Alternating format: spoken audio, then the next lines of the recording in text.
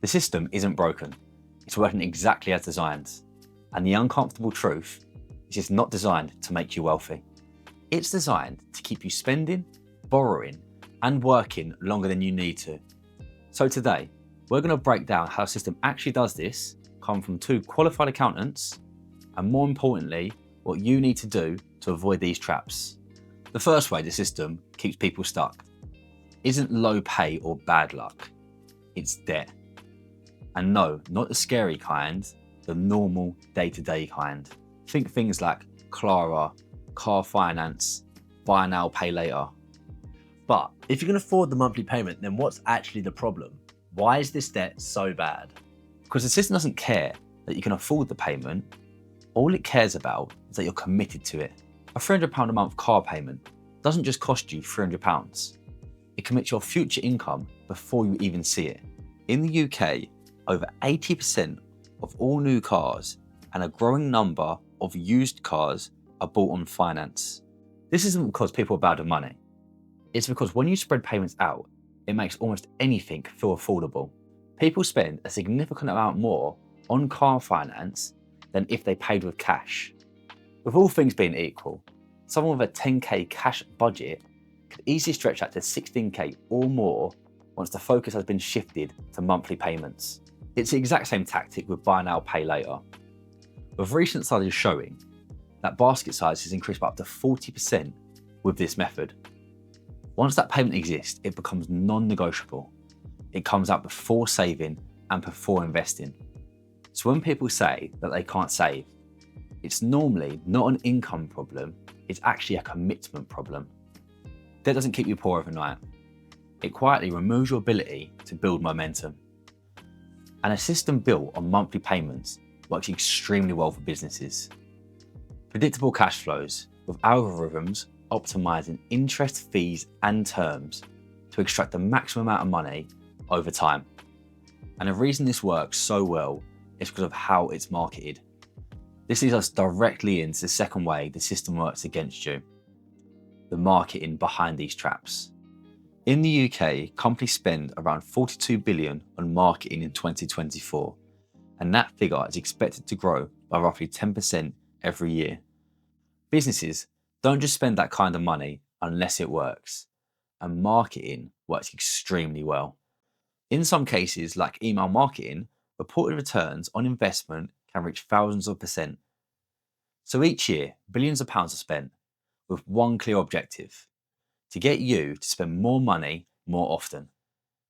But honestly, I don't really buy from ads. I only buy things that I actually need. So that type of marketing just doesn't really work on me. Okay, here's a simple question.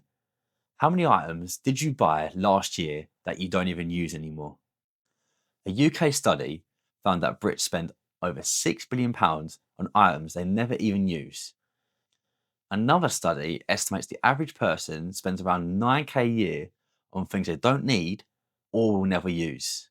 Sales, influencers, limited time offers. All of that is marketing, even if it doesn't look like an ad. All right, you've got me there, because I've definitely still got clothes at home with the tags on still, and I only bought them because they were on sale. Marketing doesn't feel manipulative in the moment. It actually feels quite reasonable. But when you stack that type of spending on top of debt and other monthly commitments, it quietly drains your ability to build real wealth. Stay to the end because we'll show you a simple way to stop companies taking your money for things you don't want or need.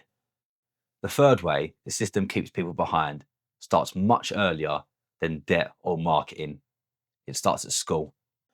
From a very young age, we're placed into a system that decides what knowledge is important and what isn't. Somehow, learning about coastal erosion, trigonometry, or Shakespeare are deemed more essential than understanding mortgage, interest rates, taxes, or how credit actually works. This therefore results in a predictable outcome.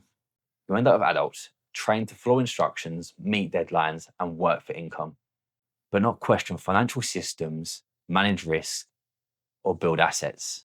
This is why debt and marketing work so well in later life. And even when you start earning more, the system still isn't done with you. Which brings us on to tax. In the UK, earning more money doesn't actually mean keeping more money. As your income rises, you don't just pay income tax, you'll also face national insurance, student loan repayments, and the gradual loss of benefits and allowances.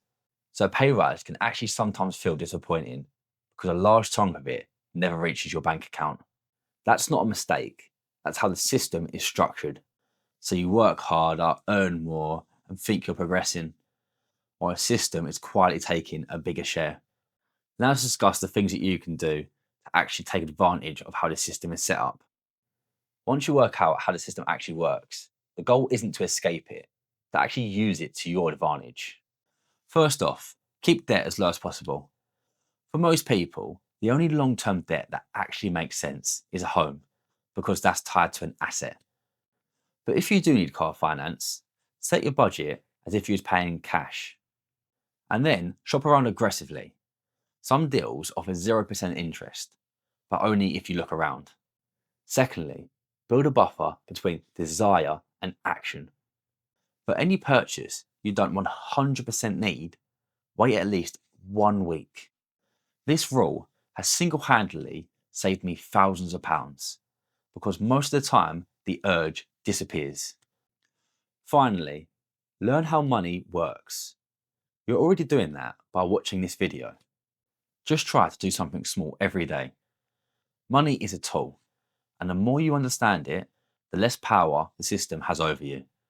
The system isn't designed to make you wealthy, but once you understand the rules, you're no longer playing blind. Well, thank you all for watching. I hope you learned something new. We'll see you in the next one.